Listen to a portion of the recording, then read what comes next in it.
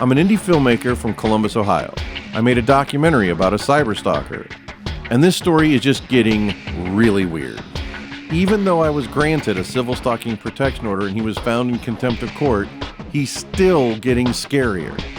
These are just vlogs to document what he's doing online and how social media companies are doing nothing to curb his behavior.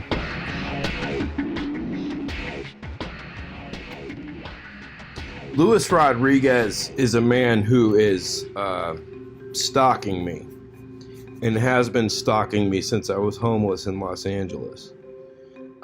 He formed a plot. In order for this plot to work, he needed people to work for him. And so he decided to start looking in California, in Los Angeles. Homeless people post on Craigslist, asking for assistance and looking for homes. I'm a homeless shelter director. I am the director and founder of the ZEPHYRUS Foundation, a not-for-profit corporation in the state of Florida as well as the state of California. Go on Craigslist, try to reach out to homeless people that may be in distress or displaced and just kind of need a helping hand. The difference between what I do at the ZEPHYRUS Foundation versus other homeless shelters is I can directly connect you with employers. And so what he does is he does telephone tech support for cable companies, and he has a contract to do this. And he also needed people to be, the subjects of this nonprofit organization, which was an alleged homeless shelter. If he puts together this organization and then he gets a couple homeless people roped into this scheme and at least pretends like he's helping people, then he can take all of his income from his for-profit business, he can donate it to his nonprofit organization, and so this is his way to take all of his hard-earned money and put it into a nonprofit organization and put it back into his own account. It's essentially a money laundering scheme. I saw Matt's ad on Craigslist and I, clicked the ad. Hit by a bus, it was hurt, and, as a professional filmmaker, journalist, activist, who basically down on his luck and the world's leaving him for dead in a way. I've never came across an ad like that. This was completely different. Usually people don't go and explain an entire story in their ad. They're usually just saying, hey, I need help, hey, I need money, hey, looking for a job. And he responded very quickly. It was almost like he was sitting on his phone staring at it the second I sent that message. He went straight into explaining his situation about how he was hit by a bus, basically quoting his Craigslist ad. While I was just on the bus driver was going psycho, and so I stood up to call. And when she saw me at the back of the bus, she slammed the brakes on, and I flew at like 50 miles an hour all the way from the back of the bus to the front. You can see the rip in my pants, and you can see my knee is skinned up from what happened.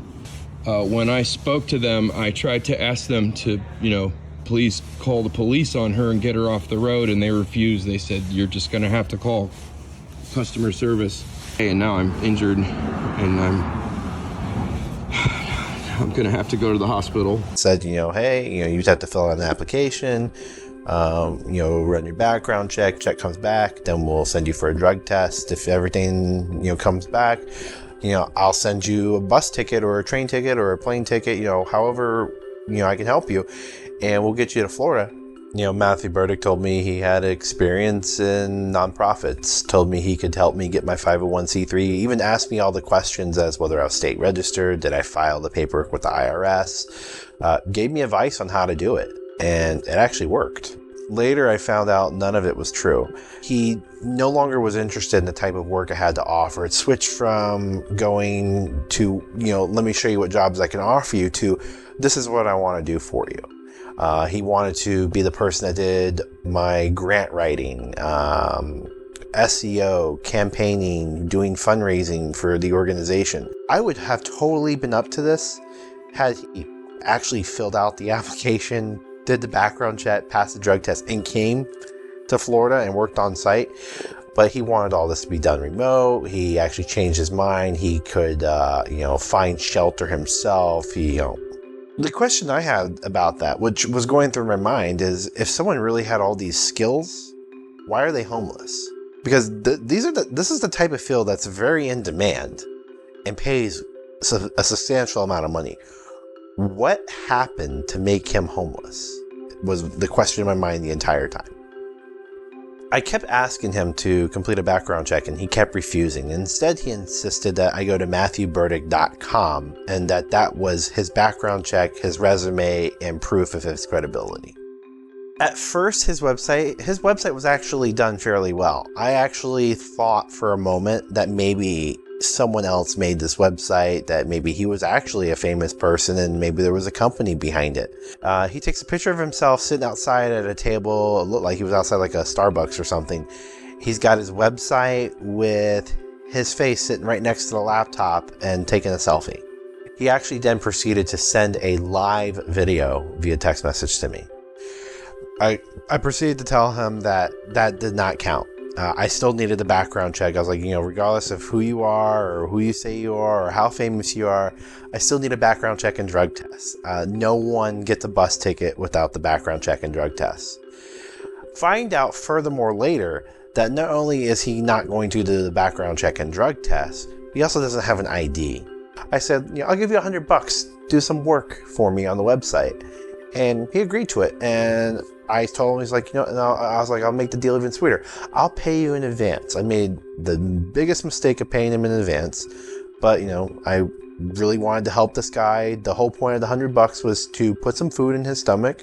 So I figured what I would do is I would take care of multiple situations all at once, just with $100. It was to give him food. It was enough to get him an Uber ride to the DMV, and it was enough to pay the fee for his new ID.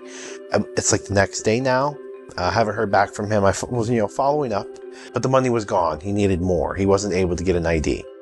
And I wasn't really, keen on sending a copy of my birth certificate that somebody could use for identity theft. I see through his scheme. And of course, he snaps on me, starts demanding my birth certificate, starts demanding my IDs. So when I wouldn't cave to his demands and, fall under his control like he needed me to, he started stalking me. I received hundreds of harassing emails from him. Fortunately, I was not at the point anymore where I was willing to give out money. I've already given out money once. I'm not going to do it again. And, on top of that, I haven't received any of the work that I gave him in advance for. And he went off about how he's, going to sue me, that I'm harassing him. But he edited his own website to put, "This guy won't stop harassing me." And then he sent me a link and told me to look at it. And of course, I refreshed it. And now I know that MatthewBerdyck.com is actually his website because he edited it saying that I'm harassing him. So in the end, I wrote an article about this guy because I didn't want any Los Angeles homeless people to get roped into this fucking guy's psycho scheme. Next thing you know, there's an entire email chain.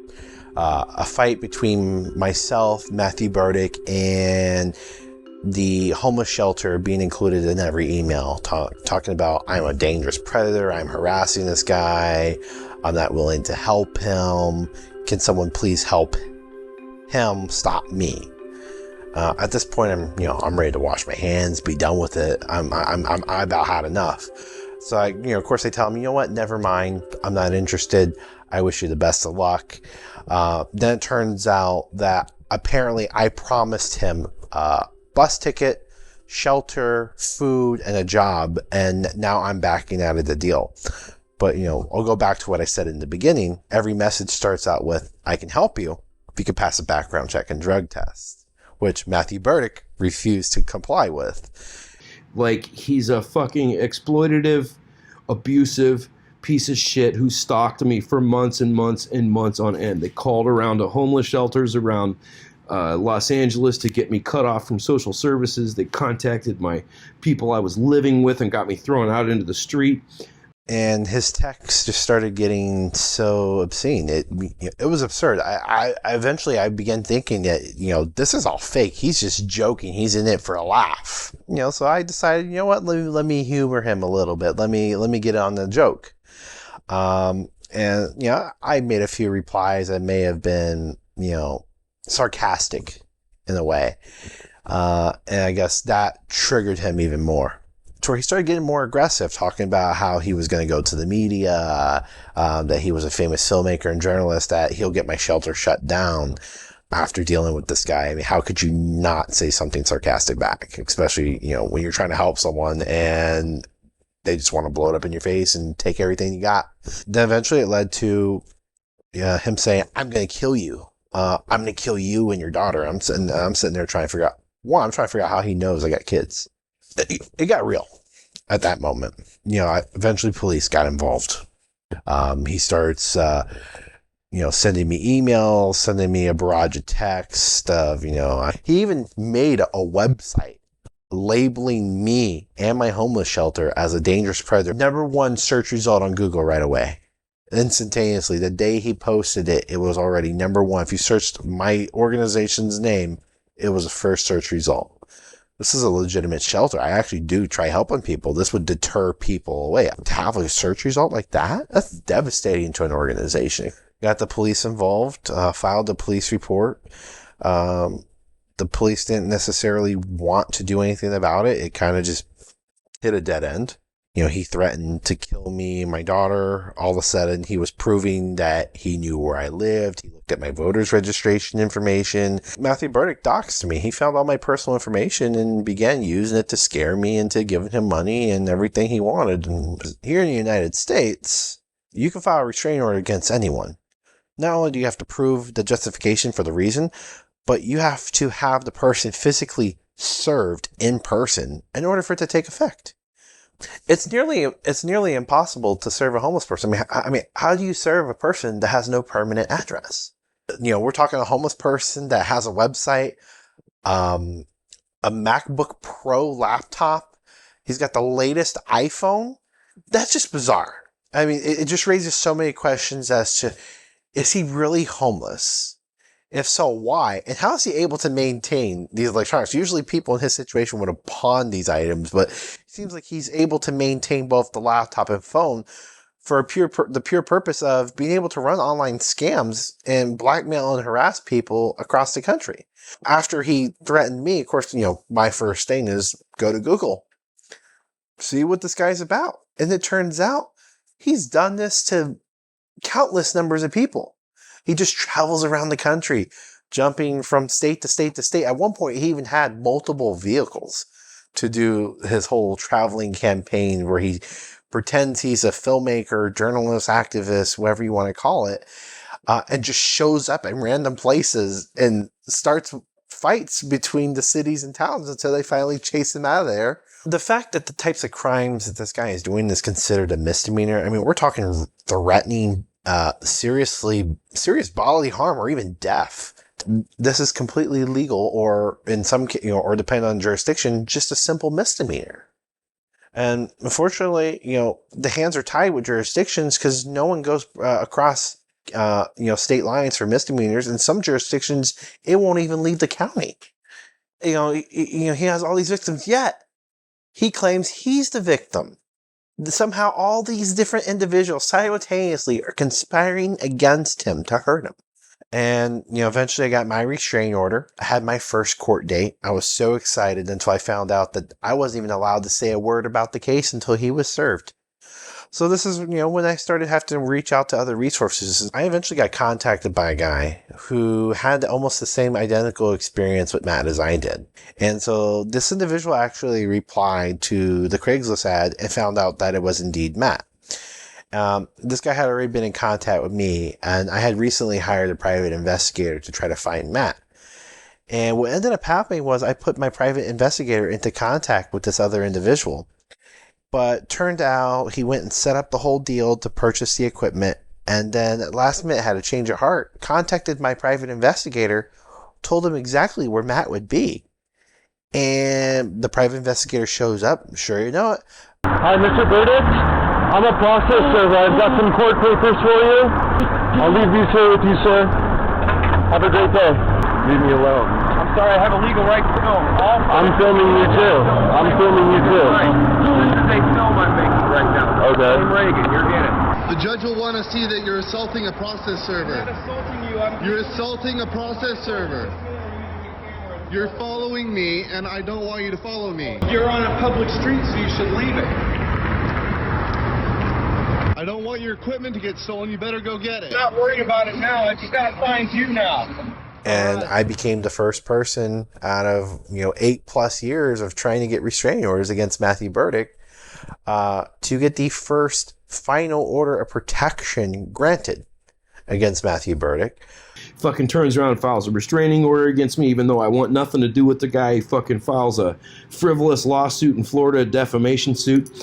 A lot of individuals may try to brush off his threats, but it's actually very important that when these types of events occur, that people actually take the time to go to the courthouse and file that restraining order. And it's very important that, they actually try their best to get him served. If someone were to ask me if Matthew Berdyck is smart or dumb, I wouldn't be able to answer the question. The only response I would have in, my non-professional opinion would be that Matthew Berdyck is a psychopath.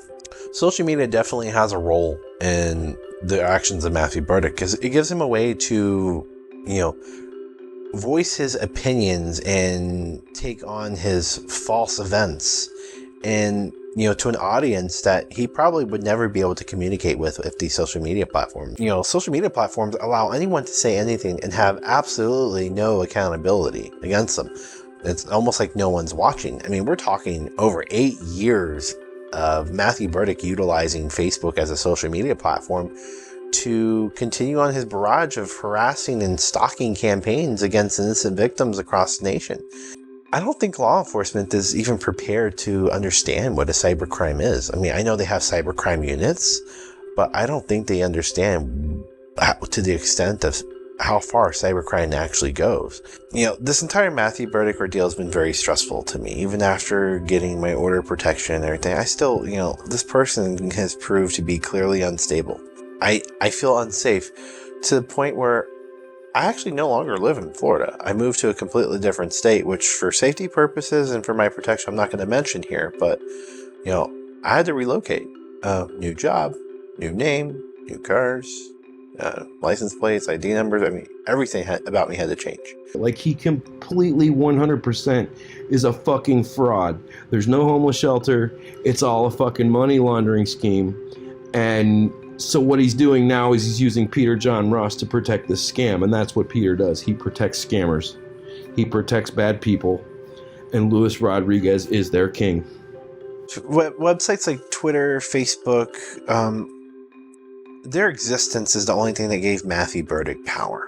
If Matthew Berdyck didn't get his way, he used those platforms, the very platforms that were designed to connect us together. And the fact that they exist in cyberspace, the fact that there's so many loopholes because of the way that the laws are created, and also for the fact that, there's even federal laws that say that these platforms have absolutely no liability to what occurs on their platform, to where they could care less about what happens. He weaponized these platforms. The fact that the laws are not put in place, no one seems to understand what the cyber world is and exactly the dangers that it has to come with. Yet some people like Matthew Berdyck completely understand what it is and exactly how much you can get away with and what you can do with it. And I think the laws need to catch up with the technology.